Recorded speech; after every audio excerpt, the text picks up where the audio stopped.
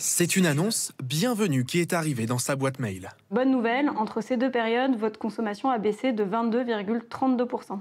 Pour y parvenir, fini le chauffage d'appoint devant la télévision, Hélène a ressorti les plaids. Autre exemple, dans la salle de bain. Un truc que j'ai fait, c'est éteindre complètement le sèche-serviette. Sauf les rares fois où j'avais besoin de faire sécher quelque chose très rapidement, un drap sur lequel j'étais en retard ou je sais pas quoi. Ces efforts payent. Comme elle, 1 million de clients économes auront droit à une déduction automatique de Total Energy sur leur prochaine facture. Avant, j'étais à 70 € par mois d'électricité. Là, en ayant réduit ma consommation de 20%, je passe plutôt aux alentours de 60. Et grâce à la prime de 120 €, en fait, ça me finance 2 mois d'électricité sur cette année, sur cet hiver. Tout se joue ensuite selon votre consommation d'énergie. De 30 € de bonus jusqu'à 120 pour ceux ayant consommé 20% de moins que l'hiver dernier. Un client sur 4 au total. Pour être éligible, 3 critères. Être abonné chez Total Energy depuis le 31 décembre 2021, ne pas avoir déménagé depuis cette date et être équipé d'un compteur Linky.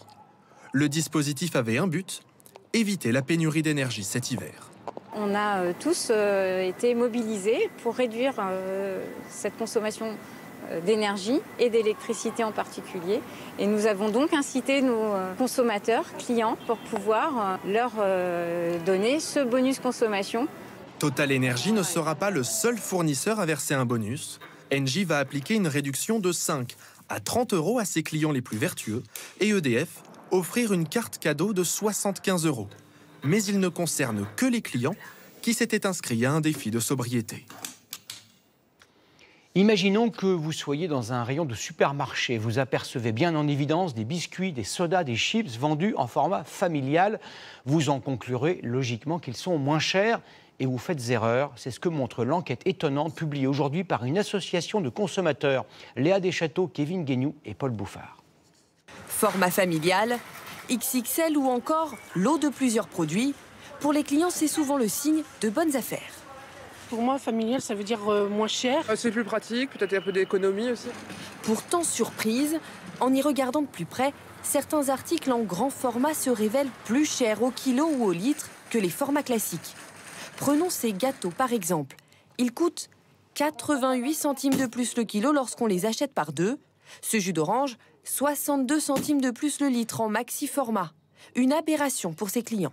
C'est pas logique de faire ça aux consommateurs. On n'a pas toujours le temps de tout vérifier et d'aller comparer les petites vignettes sous chaque bouteille. Si les gens font pas attention à regarder le prix au kilo ou le prix au litre, ça peut être un petit peu trompeur. Mais après, c'est à chaque consommateur aussi de connaître les règles et puis de savoir ce qu'il achète.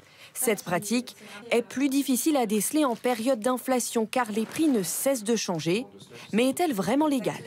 Il existe une réglementation générale sur les promotions, mais elle n'encadre pas les formats spéciaux, c'est-à-dire qu'aujourd'hui, les distributeurs qui sont responsables du prix qui est fixé en rayon sont libres de proposer des formats spéciaux qui sont plus chers au litre ou au kilo que leur format classique. Embarrassés, les enseignes de la grande distribution n'ont pas souhaité nous commenter ces écarts de prix. Plusieurs raisons expliquent pourtant ces anomalies. Simple problème d'étiquetage, mais pas seulement. Une partie de ces lots vont se retrouver en catalogue, en prospectus. Et donc, on n'a pas de capacité à négocier au dernier moment une baisse de prix. Alors que pour des produits vendus à l'unité, on va retrouver plus de souplesse dans la capacité à fixer un prix plus bas, notamment pour répondre à la concurrence. Avec cette pratique, distributeurs et fabricants font un pari, celui de conserver leurs clients malgré ces différences de prix. Un pari risqué, alors que le budget des Français est de plus en plus serré.